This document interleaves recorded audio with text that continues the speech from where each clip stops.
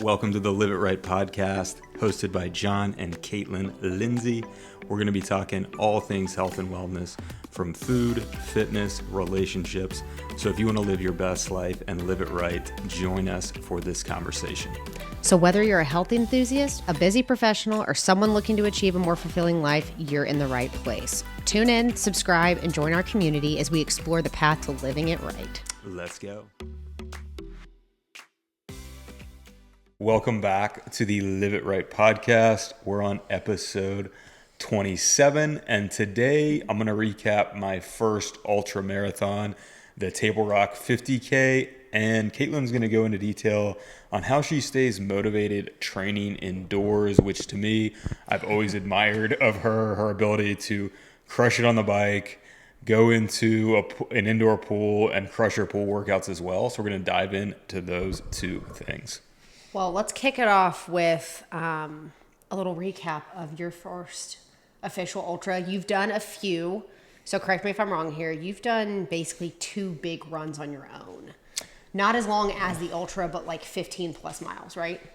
I did the one on my own 30 miler. Oh, that's right, yeah. And then I've probably done, prior to this Table Rock 50K, I think I had probably done, I'm going to guess 4 or 5 trail runs that were like 13 to 16, 17 miles, something like that. But this was your official intro into the ultra world. Yep, totally. And as I'll get into it, so Table Rock 50K, 31 miles, roughly 6,000 feet of elevation change. And it was awesome. I honestly think I've been training since we moved here, 7-ish months ago. Been trail running very consistently. I've got a coach for endurance work, but it's only been like 7-ish months. So based on just that little bit of training, I think I did pretty well. So it took me a little over 6.5 hours. And as a reminder, for those of you who may not have been around for a long time, we moved from Savannah. So we moved from very, very flat terrain. So anytime we would run, you're lucky to get 100 feet of elevation. I don't know. Any endurance expert could probably tell me I guess you'd have to get on a treadmill to really replicate it. Mm-hmm. But you cannot replicate, I don't think speed work would replicate like having to power hike super steep trails and and the fatigue you accumulate, then descending these super steep trails. So very unique experience. Yeah. And I think based on the little bit of training I have, I think I prepped and did pretty well for it. And it's definitely encouraging for me for what I'll be able to down the road. Yeah. Well, if you could recap it before you kind of break things down, if you could recap it in like one little blurb, what would that experience be? I'd say probably maybe mentally challenging, because it is. I think a lot of ultra marathon runners, I hear this on podcasts and they tell me this. And a 50K is long enough, 6.5 hours, where you're going to be, at some point during that race, you're going to be bummed out. Like you're going to be down in the dumps a little bit. And for me, it was like I looked at the race profile and there was a huge climb, I think at about mile 12, either 11 or 12. And it was about 1.5 miles long. And I think it was over 1,000 feet of climbing just in that 1.5 miles. And so in my mind, I was like, okay, once I get past that, it's not over, but I feel like this is going to get so much easier. And it's funny, it's like my eyes never drifted past that on the elevation profile as to looking at what's to come, because after that, you hit an aid station. So you descend, hit an aid station. It's like mile 14. The next 6 or 7 mile stretch is just on this flowy gravel road. But the uphill flow was just enough that my legs were, at that point, the fatigue had accumulated. Mm-hmm. And it just beat me up. And it was pardon my French, it was kind of a mind fuck, because I was like, going into that race, I was like, all right, once I get down that hill, like I'm just going to be ripping on this gravel road. And that wasn't the case. Like that's when I started, like the steeper uphill on those, I would power hike. And that's just when the fatigue really settled in. And to me, that was my mentally lowest point. So I think for me with the ultra, the big takeaway was like, you're going to have a low point mentally, but just keep moving forward. And I think we've watched a number of like YouTube recaps of people who have done certain ultras. Yeah, We the have popular a events. local friend who does them. We've watched her as well, but like, mind you, like it's not just the climbing. So one thing I've learned is with ultras and with a lot of trail running, it's not just the climb. Once you get up and you come down, it beats you up, if Yeah, not it's more. that's where the descents. that's where you then after you've descended, that's when you really, to me at least, feel that fatigue accumulation. Yeah. That eccentric loading of your muscles on the way down. And I think I'm a pretty good descender. I think I just have good body awareness. But even Mobility. still, like, yeah, well, just balance work, all that stuff. Yeah. But after, X number of miles, like, it's just so much wear and tear that your legs Yeah. are so fatigued. Well, speaking of, not to like pivot if you were to go a different direction, but I do remember you telling me, it's funny, you had a few slips and you said it's actually like when mobility came into play of like how that can benefit trail runners. His body is Yeah. able to maneuver and bend End and up twist in in up in different. funky positions. Right. A very cool thing about this race was there was at least, I want to say, 5 creek crossings, and two or three of them were like, you're gonna get knee deep creek crossings, and so everyone's trying to like hop on rocks, all that stuff. And on a couple of those, I slipped, and like one, I ended up in like this sissy squat type position that a guy I was running with at the time was like, holy shit, like, and I just popped right back up, fine, didn't think about it, went on. Later in the race, my legs were super fatigued and I'm descending. Like, I slipped a few times and ended up in these funky positions that, I mean, not to toot my own horn, but it did show me like, okay, I'm so glad I worked on my mobility, because who knows, would I have rolled an ankle here? Would I have strained my knee? Would have something happened to my hip with all these positions? So it was, as you fatigue and your body's inability to like react fast, you're going to possibly end up in these funky positions. So I think the mobility work I've done to my body helped me out a ton. It was And I think it was very noticeable. Yeah, and I think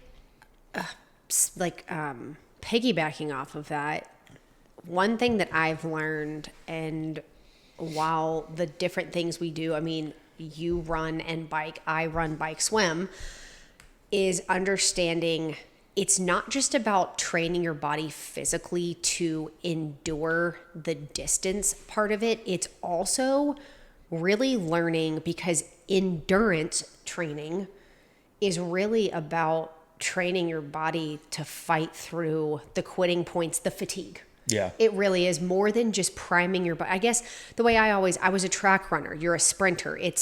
I didn't do anything more than a 400. So like you're going all out for 400, but it's over and you can let your body fatigue. Yeah. And now you're out of breath, but I'm like, catch your breath. yeah, I'm like, 2 minutes I've later. swam, I've biked, my legs are fatigued. Now I get to go run a half marathon, eventually maybe marathon.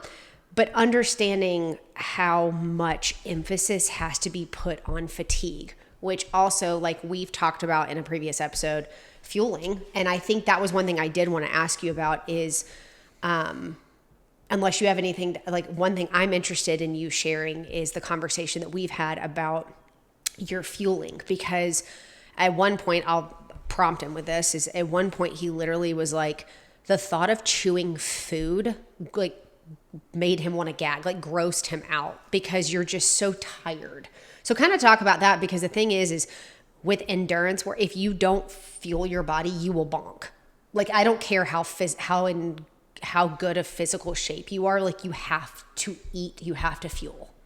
Yeah, that's just something I never trained, looking back on it. Like, even the longer runs I had done, I would always stop and eat. Like, if I brought something in a bag, I would stop and eat it. I'd maybe done some like honeys and gels, like eating during a slow point of a run, but never enough to, I think, really make my body adapt to that. So that was like, I mean, I had a 2-liter hydration bag with plenty of space in it. So I had like 3 or 4 Rice Krispies treats. I had these little honey sticks, Punggao honey sticks, and I could eat the Punggao honey sticks, but the Rice Krispie treats like never sounded appetizing to me. Like the thought of chewing something like that, I was just like, no thanks. Luckily, the aid stations set up for this race had such a variety of stuff that I would eat fruit, kind of just melts in your mouth, minimal chewing, watermelon and little oranges that were pre-peeled,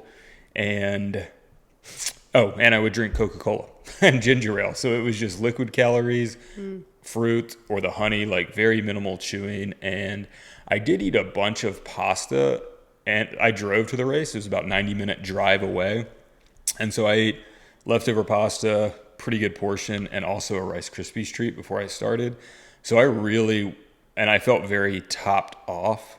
And not to go into too much detail, but I did take like the perfect shit right before the race. So it was, if anyone's an endurance runner or like you've done some physical activity, I was just in the sweet spot of fullness, but felt light on my feet too. So we all needed to know that.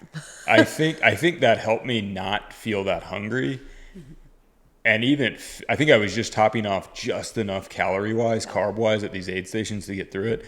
And honestly, it probably took me another 90 minutes to 2 hours after the race to even start to feel hungry. Like it was really odd. And I think my body was that's so much bouncing around, especially given the terrain, that my body just wasn't used to fueling. So since then, I've been trying to fuel a little bit on every run using either gels or gummies, or if it's a longer run, I might take like the Bobo, the healthy equivalent of a Uncrustable.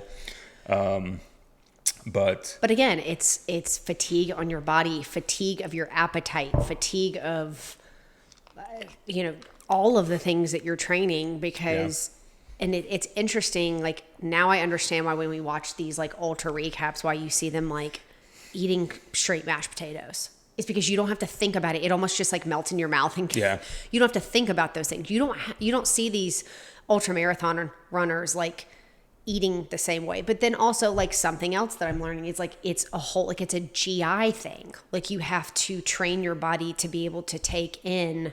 Yeah, I think that's the biggest part is you have to train, especially where it differs from biking. Biking, your body's in such a fixated position, it's easier for your digestive system to handle it.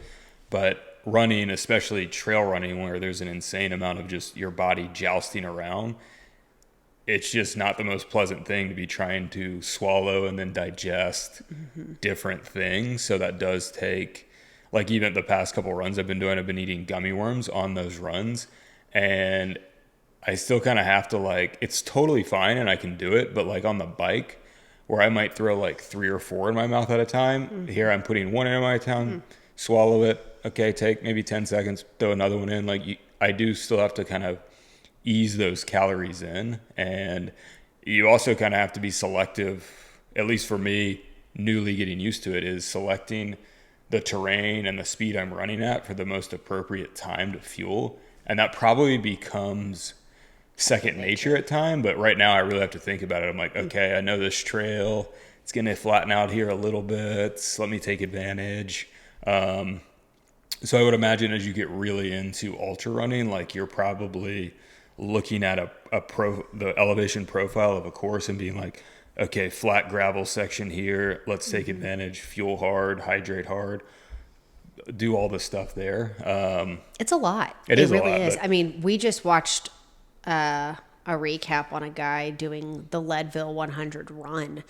And the thing is like, to a lot of you, I'm sure you've seen marathons, I'm sure you've seen things, but like just to give you, I guess, firsthand experiences, like what he's talking about, training your body to be able to consume those things, because the easy things to eat are the things like the gels, but at the same time, if you don't train, they will rip your stomach to shreds. Like gels, and like for someone, aka me, I mean, running track in high school, I had to eat a certain amount of time prior to my race because of my digestive system just wouldn't digest things properly. I'd feel heavy. And it's different because your stomach is jousting around and all that. So it's training in all, like what works, what doesn't work. What are you able to do on the move? What are you able to eat, consume when you're exhausted? It's like you go like, you sign up for something, and I feel like you sign up for something and like all of a sudden there's like this laundry list of things like you need to learn or train for, that it just like keeps growing as you get more involved in like The best way to learn though is go do it. Like I feel like 100%. I had so many takeaways, even just from the nutrition side of doing that race, that to me I probably wouldn't have been able to replicate in training, because like I was, even when I would stop at an aid station to eat, I was still like, I wasn't by never sitting down. I was still kind of moving my legs, trying to get in and out. Whereas if I went on a trainer by myself, I would take it a little easier. I would chill. You'd stop at an overlook. Fully finish it. Yeah, Yeah. take some photos, whatever. So doing the damn thing, I think just it instills so many lessons that are just going to sit with you longer, because it was a kind of, in a sense, a high pressure situation, and it's Yeah. just going to be more memorable. So Well, and something we were talking about earlier, which I think this is like a cool point to mention, is, we're going to talk a little bit about indoor training in a second, but, to some of you, you might think of like, look at John and be like, ugh, running for 6 hours, that sounds terrible. Don't you get bored? Oh no, your brain is constantly moving, I'm sure. Yeah. Making sure that your foot placement is right. You're watching the terrain. You're paying attention to your pace. You're making sure you eat, making sure you drink, making sure that Yes. you don't slip. Like, I'm sure that you had no shortage of stuff to think about. especially later in the race, like mile probably 20 on, so the last like 11 miles, my legs were so heavy. My legs' ability to respond were so different than my legs were on fresh legs, that you have to be paying like super attention to every step you're making. You have to shorten your stride. Your natural cadence is off to the point where it almost seems like nothing is subconscious. You're having to make a conscious effort to do every step, every little, if you're making a lateral move, whatever, like you have to be so in tune with your body. Crazy thing to me, and then the guy I ran with late into the race, we both had the same occurrence. I brought headphones because I assumed I'd be running alone at some point, and I was like, well, I'll just throw on some tunes and get motivated. And the couple times I tried it, I probably tried it 3 times. Instantly, I was like, oh, this is just a distracting. It's not motivating at all. It's kind of annoying. I'd listen to like a half song, turn it off. And it's funny, I haven't listened to music on a run since then. I tried one time and it was the same thing. I was like, this is holding me back somehow. Like, it was really strange. Yeah. But to your point, you're just thinking about shit the entire time. Yeah, like it's, if you're serious about something, like that, and it's not just like a joy run, you constantly, and then now I'm sure my next question for you was like takeaways, and like now I'm sure when you run, you're thinking backwards. This is how my brain works, is you're thinking backwards into either a training session or a race, and you're like, I needed to work on X, Y, and Z. And so you really don't, it is kind of like it like doesn't really fill a void like you would think it would, because your brain is constantly running. Yeah, Literally. it's especially if you're obviously doing a race or you're doing any sort of intentional workout, like you're going to have no shortage of mental stuff going on to keep you engaged and with it. So I mean, and we're lucky where we run too. If the trail's not scenic, it's at least very technical, to where like, again, you can't just doze off. Like, you got to be paying attention. So I guess my last question, unless you had anything that I skipped over or didn't ask you about, I was going to ask kind of like, what were your main takeaways from that first race? One thing I think I did really well is, and this is true for me when I ride bikes too, is I like to be over prepared with water and hydration. Absolutely hate running out of water, and I also hate running low on water to the point where I feel like I have to ration it to get to the next aid station or a water stop, and that just mentally screws with me. Even if I ration it well and I get there, like, I love to be over prepared with water. And this was a hot race, and I had a 2-liter pack, and that was perfect. A lot of people I chatted with during the race only had a bottle or 2 handhelds, and they were struggling with hydration. So that's probably something I'll do in the future, is just continue to overly be prepared with hydration, because even if it's a little heavier to carry that water, for me, almost the like mental safety of knowing I have more water. I drink a lot of water. I'm probably a salty sweater. You're a sweater. So that hammered home a point I already knew.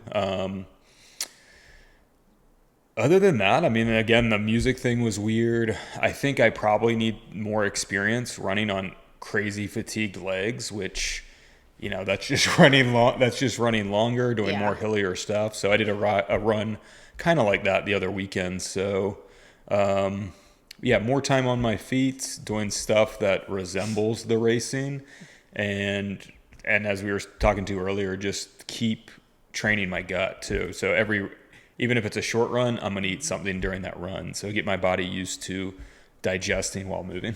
When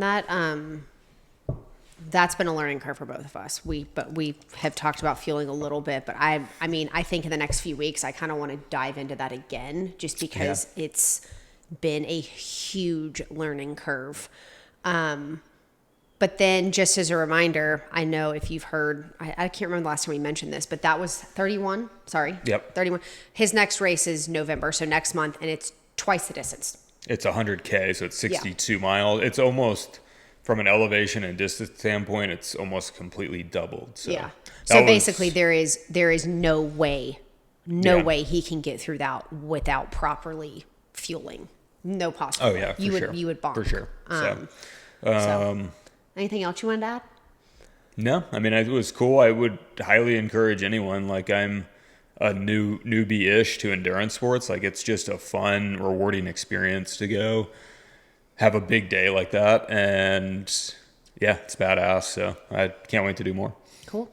But segueing from, like, to me, what is just a super cool experience of getting into the woods, you're vibing with cool people, you're in nature, there's sick views. Let's transition to training indoors. As I said earlier, I've always admired your ability to be motivated by training on a bike for anywhere from 2 to sometimes 5 hours inside, and then also swimming, to me, looks like mindless, endless laps in I don't want to say grimy, but a not super appealing indoor pool. You almost always run outside, but let's take the bike first. How do you stay motivated to do these bike workouts indoors? Because for me, I can't do it. Like, even if it's raining, I can do it if I absolutely have to. Like, it's going to be a terrible day, but I'll look at the weather. Okay, I can squeeze it in here. Oh, it's only barely raining. I'll go do it. How do you do that? I mean, for one, I will say I'm a little bit more of a conservative rider than John when it comes to weather. Like, he will, if it's raining, he'll still go. Although you probably would ride gravel, which is a different story. But it's a safety thing for one. I mean, if it's weather related, it's more of a safety thing. And to me, I don't skip workouts. Yeah. So you got to get it done. And I'll tell you, you may have seen me share at times, like, catching up on a TV show or watching a movie or something. And while that sounds great and all, it's still boring. Yeah, it looks terrible. The time would just drag for me. For about, I don't know. It's one of those things, I will tell you, if you find something that you're passionate about and you find something that you want to deeply improve upon, excuses just aren't a part of it anymore. Yeah. And you're very motivated by seeing progress, like seeing your numbers increase and knowing that's going to translate to better potential in a race. So I would rather, because of the conservative rider I am, like, if the weather's bad or if it's like, I don't know, something's going on in town and we know there's a ton of traffic and I'm going to be like weaseling through cars and stuff. To me, it's like, I'd rather be on an indoor trainer and just knock out like a solid workout. It is. But the other thing that I try and look at it as is, for one, during Ironmans, I don't know about triathlons as a whole, but the Ironman brand, you can't have headphones. So there is no listening to anything. You are in your thoughts the whole time. So to be honest with you, indoor training on a trainer is fantastic. for mental training. But I will say it makes me appreciate the outdoor rides a lot more.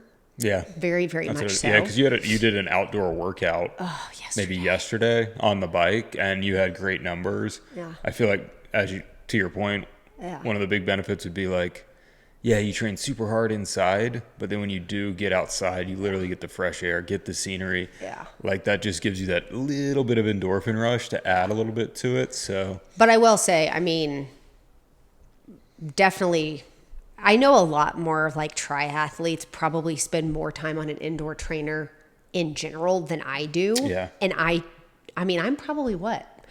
60, 40, 70, 30, like majority on an indoor trainer. I would say 80-20. Probably right. You have complicated workouts too. I do. Like So, where they like- would be tough to execute. Because we don't live in flat terrain here. Like it's not like with my running workouts, I can go to a track and guarantee I'm not going to be stopped by lights, not going to be stopped by traffic. It's flat. There's no differing terrain.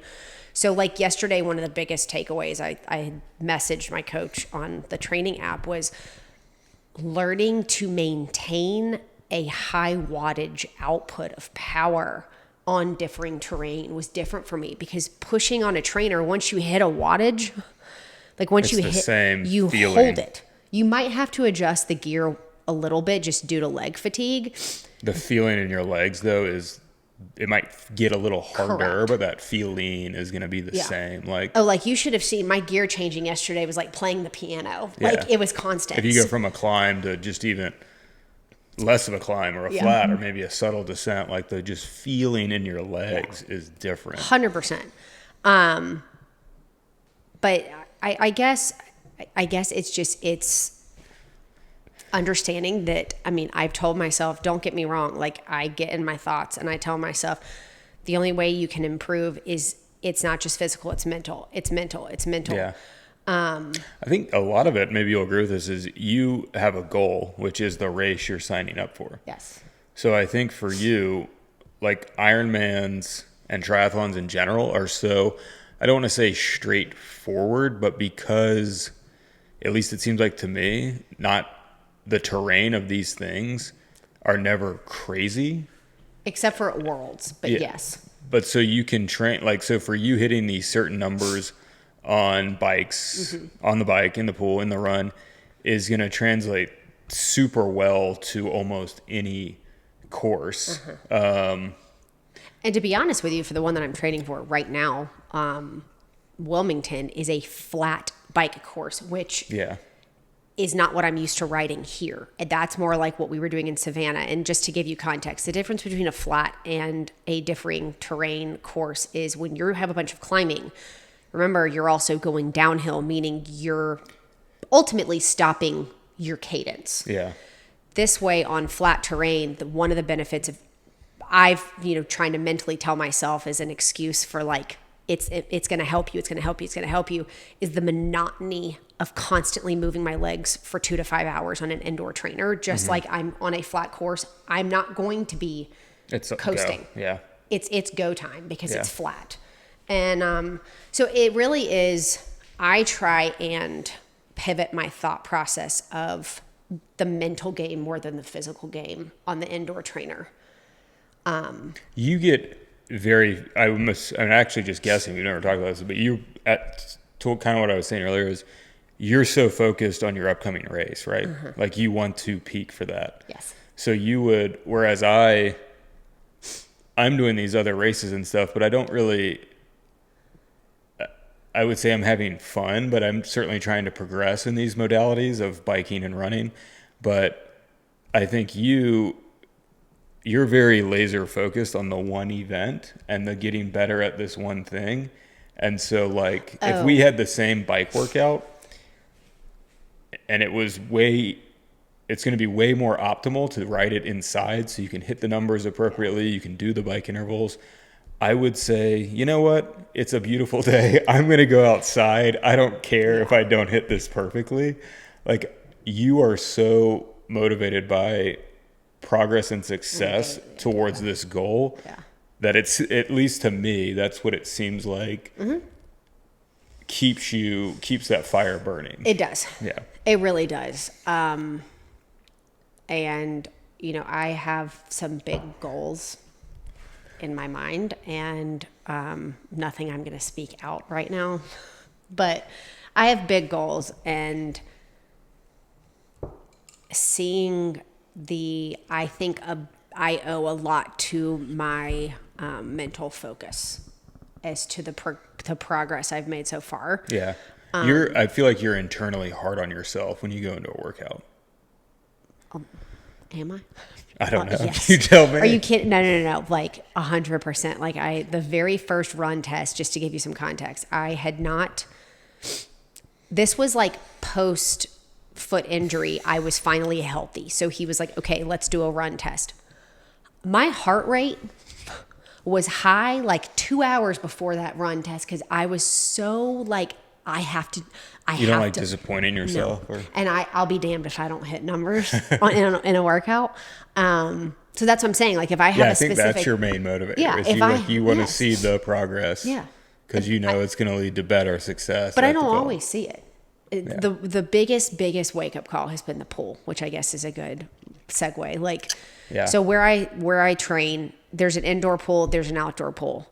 The outdoor pool is only open certain times of year, and you also have to go up against like swim team and family swim and kids that think it's fun to swim in your lanes while you're trying to do a workout because they think it's funny.